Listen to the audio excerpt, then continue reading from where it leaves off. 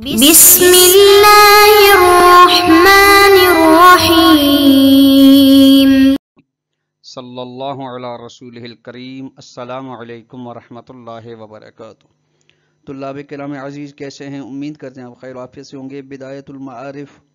جزء رابع کا سبق نمبر 24 شروع کر رہے ہیں، جس میں عنوان کرا دیا گیا کتاب کی عبارت نعم اشار المصنفوں سے لے کر ومما ذکر یظہر ما فی اطلاق عبارت المصنف تک۔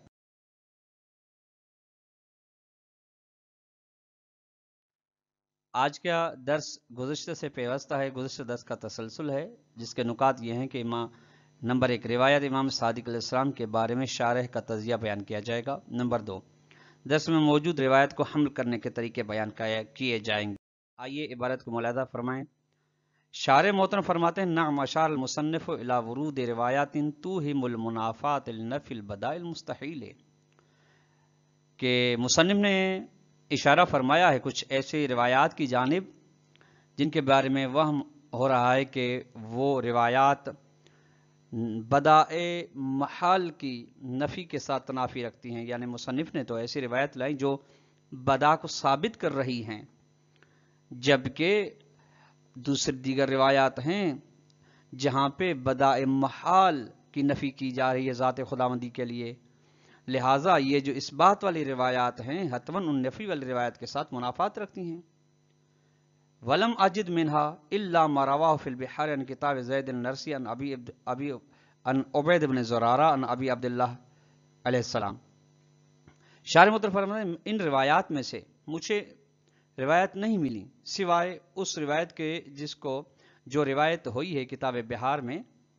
لیکن وہ بھی نقل شدہ روایت ہے کتاب زید النرسی سے، پھر جس میں سند کا سلسلہ عبید بن زرارہ ہے۔ انہوں نے امام صادق علیہ السلام سے روایت کی، قال فرمایا کہ ما بدا للہ بداء اعظم من بداء بدا لہ فی اسماعیل ابنی، یہ روایت خدا کے لیے اس سے بڑی بدا حاصل نہیں ہوئی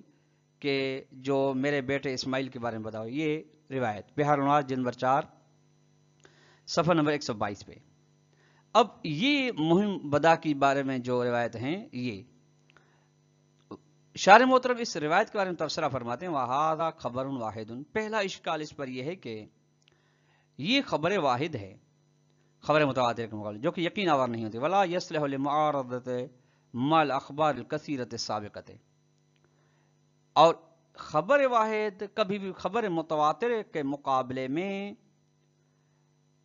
ثابت قدم رہنے کی قوت نہیں رکھتی، اور یہ روایت خبر واحد صلاحیت نہیں رکھتی کہ ٹکراؤ پیدا کر سکے ان بہت ساری روایات کثیرہ کے ساتھ جو گزشتہ میں بیان ہوں گئی، گویا کہ حد تواتر تک تھیں۔ ولا یفید العلم، اور یہ خبر واحد کی خصوصیت ہے کہ یقین کا فائدہ نہیں دیتی، ایک یہ، لہذا ایک خبر واحد جس کی تعداد کم ہے، ظن آور ہے، جس طریقے سے ظن و یقین میں سے ہمیشہ انتخاب یقین کا کیا جاتا ہے، اخبار کثیرہ میں سے اور قلیلہ میں سے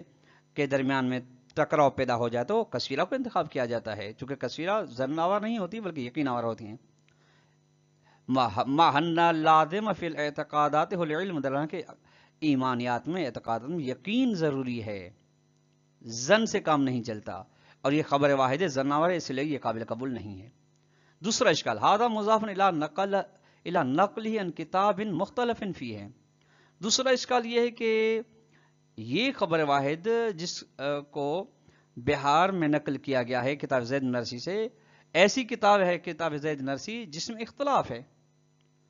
یعنی اختلاف ولم یثبت اعتبارہم، جو قابل بھروسہ نہیں ہے، قابل اعتبار نہیں ہے، یہ کتاب اس کے قابل اعتبار ہونا ثابت نہیں ہے، بلکہ کتاب زید نرسی میں امور کچھ ایسی باتیں ہیں تو ان کے روح امامیت ہو جس کا علماء شیعہ امامیہ حتی عوام انکار کرتے ہیں، جیسے ایک مثال یہ کتاب ہے کا نزول تعالی السماء الدنیا وغیرہ، کہ شب جمعہ یا دیگر ایام میں خداوند متعال آسمان سے نازل ہوتا ہے زمین پہ، جس طریقے سے دوسری مادی چیزیں بارش کی طرح یا دوسری چیزیں نازل ہوتی ہیں، اور اس طرح کی دیگر باتیں، لہذا خبر واحد ہے کثیرہ کے مقابلے میں اعتبار نہیں رکھتی، اور جس کتاب سے نقل کی گئی وہ بھی کتاب قابل بھروسہ نہیں ہے. یہ بات ہے قاموس الرجال جلد نمبر 4 صفحہ 248 پہ. الا ان قوله صلی اللہ قوله علیہ السلام فی صحیحۃ المتقدمۃ. اب آتی ہے کہ اس امام علیہ السلام کا قول جو صحیح سند روایت جو گزشتہ میں بیان ہوئے اس میں یہ کہ ما بدا للہ فی شیء الا کان فی علم قبل ان یبدو لہ، کہ جس خدا کو کسی بھی چیز میں بدا حاصل نہیں ہوئی مگر یہ کہ خدا کو اس کے بارے میں پہلے سے ہی علم آیا تھا. ہاں لوگوں کو علم نہیں تھا، لوگوں کے لیے ظہور ہوا اس کا، لیکن خدا کے لیے اس اول و آخر ظاہر تھا، اس کے لیے کوئی بھی پوشیدگی نہیں تھی. یہ ان قول حاکم علی مثلہ، یہ جو نفی کر رہی ہیں اس قسم کی روایات پر حاکم ہیں. یہ حکومت ورود والا مسئلہ یہاں پہ اشارہ کر رہے ہیں شارح محترم کہ اس کے دائرے کو کم کر رہی ہیں. بس نتیجے میں کیا ہو لگا فَلْيُحْمَلُ عَلَى الْمَعْنَ الَّذِي لَا يُنَافِي تِلْكَ الْأَخْبَارَ. بس حمل کیا جائے گا اسی روایت کو ایسی معنی پر کہ وہ معنی ان روایات کثیرہ سابقہ کے ساتھ منافات نہ رکھے وہ معنی. اب حمل کے یہ طریقہ کار ہیں، اما 3 غالباً طریقے بیان کیا جائیں گے کس طرح حمل کیا. اما بحمل علی ما فی المتن، یا تو اس روایت کو حمل کیا جائے اس بات پر جو مرحوم مظفر نے متن میں بیان فرمائی ہے، او علی ما حکی عن شیخ المفید، یا اس بات پر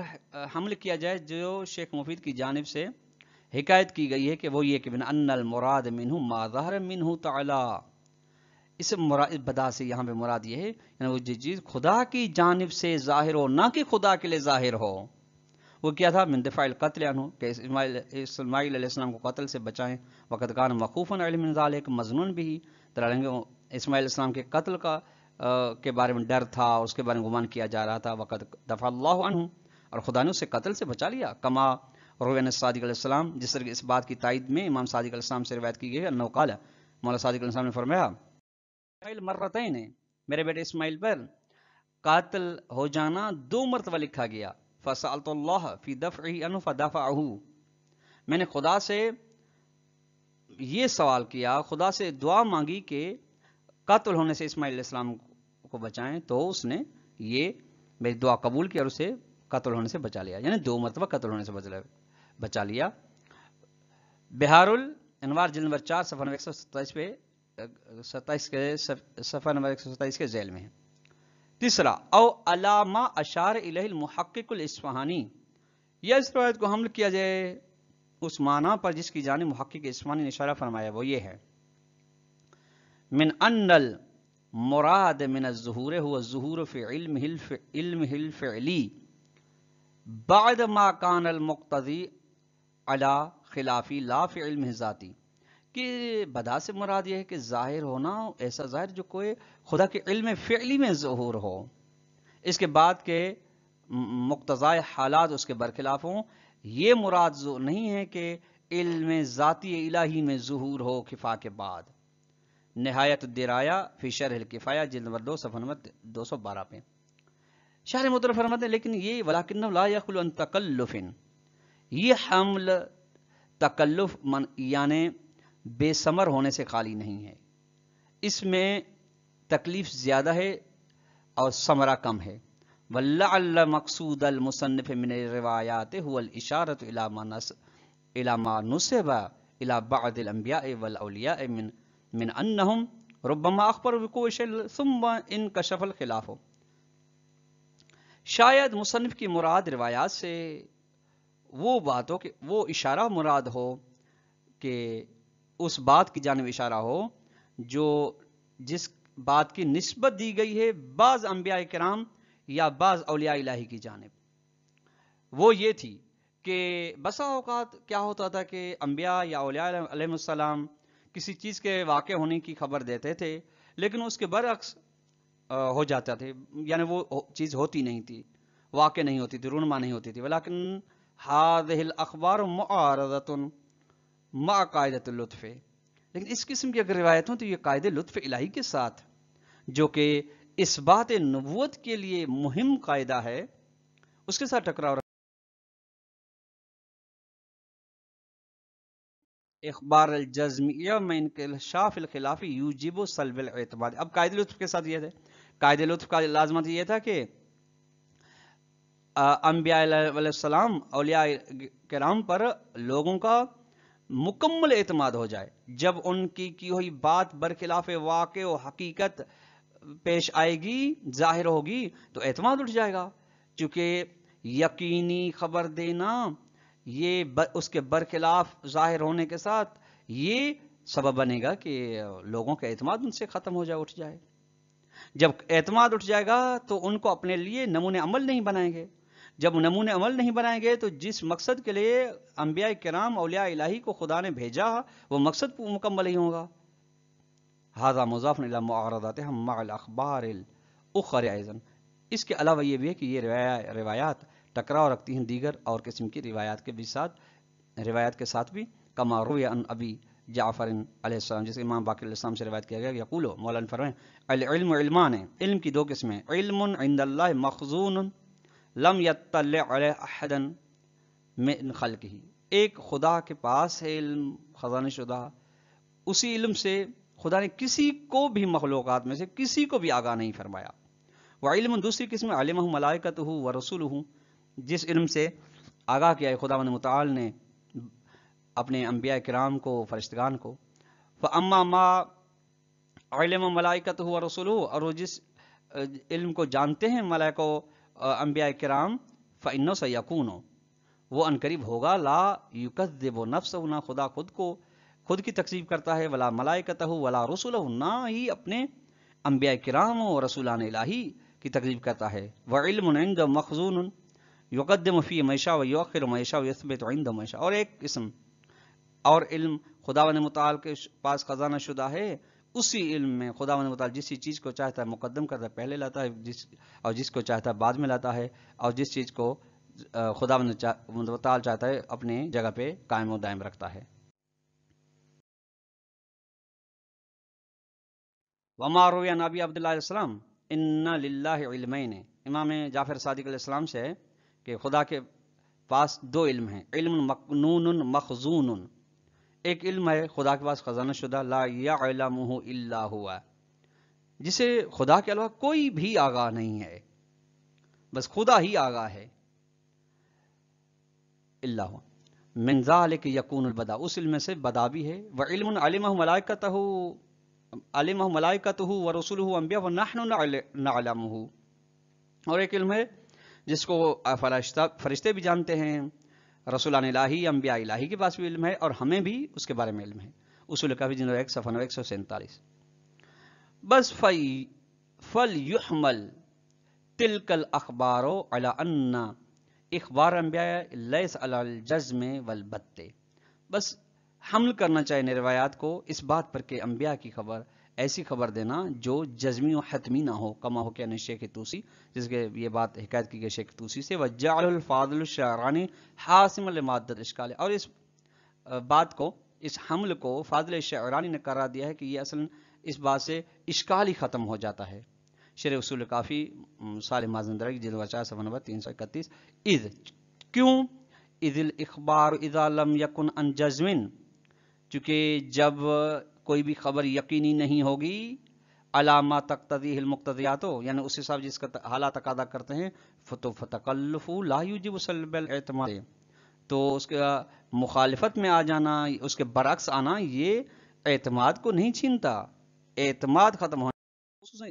خصوصاً بالکل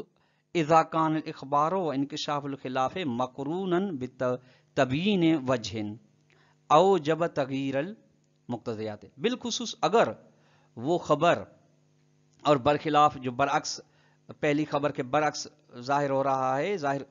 کیا جا رہا ہے، وہ متصل ہو، اس کی ایسی وجہ بیان کی جائے جس وجہ سے وہ حالات کے اندر تغیر و تبدل آیا ہو. جس طریقے سے کسی نے پیشن گوئی کی ہو، کسی نے ولی خدا نے، نبی نے، فرض کریں کسی نے کہا ہو کہ چاند گرہن ہوگا، لیکن فلاں دن، تو اس فلاں دن چاند گرہن نہ ہو جائے، تو پھر اس کی وہ علت بیان کہ آج اس لیے نہیں ہوا چونکہ فرض کریں وہاں کے آسمان کے حالت کے اندر حالات یہ رونما ہوئے، یہ وجہ ہو گئی، تو پھر یہاں پہ اعتماد کا سلب ہونا لازم نہیں آتا. وَأَمَّا التَّفْصِيلُ بَيْنَ الْوَحْيِ وَالْإِلْهَامِ بِوُقُوعِ الْبَدَائِعِ فِي الثَّانِي دُونَ الْأَوَّلِ۔ وحی و الہام تو عمومی ہے، طلاب کرام جیسے آپ جانتے ہیں الہام اگرچہ ایک وحی کی ادنا قسم ہے لیکن دونوں فرق ہے۔ عمومی الہام عمومی ہے، وحی خصوصی ہے اولیاء کرام کے ساتھ، اور حیوانات و انسانات کے ساتھ مخصوص نہیں ہے بلکہ عمومی طور پر حتیٰ جو زنبور اصل ہے اس پہ بھی الہام ہوتا ہے کہ بدا الہام میں ہوتا ہے بدا، لیکن وحی میں نہیں ہوتا چونکہ وہ یقین آور ہے، کما فی البحار، جس طرح بہار میں بھی اس طریقے سے موجود رہا ہے۔ اول قول بوقوع البدا فی کلام انبیاء نادر، یا یہ عقیدہ رکھا جائے کہ بدا ہوتا ہے انبیاء کے کلام میں، انبیاء کی باتوں میں، لیکن بہت ہی کم، کما فی البحار، جس طرح یہ بھی بات بہار میں ہے کہ ففیہ انہ ینافی ایضا قاعدۃ لطف، انبیاء کے کلام میں بدا کا ہونا قاعد لطف الہی کے ساتھ منافات رکھتا ہے، ویوجب سلب الاعتماد عنہم، سب بنے گا کہ ان سے اعتماد چھن جائے، ان پر لوگ اعتماد نہ کریں، ولو وقع نادر، اگرچہ یہ بدا بہت ہی کم ایک دفعہ ہی واقع ہو تب بھی اعتماد سلب ہونے کا خطرہ رہتا ہے۔ فَإِنَّ تَتَرُّكَ احتمال الخطأ إلى الوحي والإلهام يرفع الاعتماد عن جمیع اقوال الانبیاء علیہم صلوات اللہ کما لا یکفی، بس خطا کے احتمال کا جانا وحی و الہام کی جانب، کہ وحی کے بارے میں بھی احتمال کا جانا کہ وحی کے بارے میں اور الہام کے بارے میں غلطی ہو سکتی ہے، برخلاف ہو سکتا ہے، یہ ختم کر دیتا ہے تمام انبیاء کی باتوں سے اعتماد کے اٹھ جانے کو، یعنی تمام انبیاء کہ جتنے بھی اقوال ہیں ان پر اعتماد نہ رہے، چونکہ خطا کا امکان ہے، جب خطا کا امکان ہے وحی و الہام کے اندر بھی تو ان پر اعتماد نہیں رہے گا، جب اعتماد نہیں رہے گا تو پھر وہ قابل بھروسہ نہیں رہیں گے، قابل بھروسہ نہیں رہیں گے، نمونے عمل نہیں رہیں گے، نمونے عمل نہیں رہیں گے تو جس مقصد کے لیے خداوند تعالی نے انہیں بھیجا ہے وہ مقصد مکمل نہیں ہوگا، اور یہ برخلاف حکمت الہی ہے۔ جس طریقے سے بات واضح، طلاب کرام آج کا درس اپنے اختتام کو پہنچا۔ اگر ہم سوال دینا چاہیں تو سوال نمبر یہ بنے گا کہ مصنف نے جو روایات بیان کی ہیں وہ کون سی روایات کے ساتھ منافات رکھتی ہیں، ان کو اختصار کے ساتھ بیان فرمائیں۔ دوسرا سوال یہ ہوگا کہ ما بدا للہ بدا نعظم من بدا ان بدا لہو فی اسماعیل ابنی والی روایت کے بارے میں شارح محترم کی جانب سے کون سے اشکال تھے، ان میں سے 2 اشکال کو بیان کریں۔ والسلام علیکم ورحمۃ اللہ وبرکاتہ۔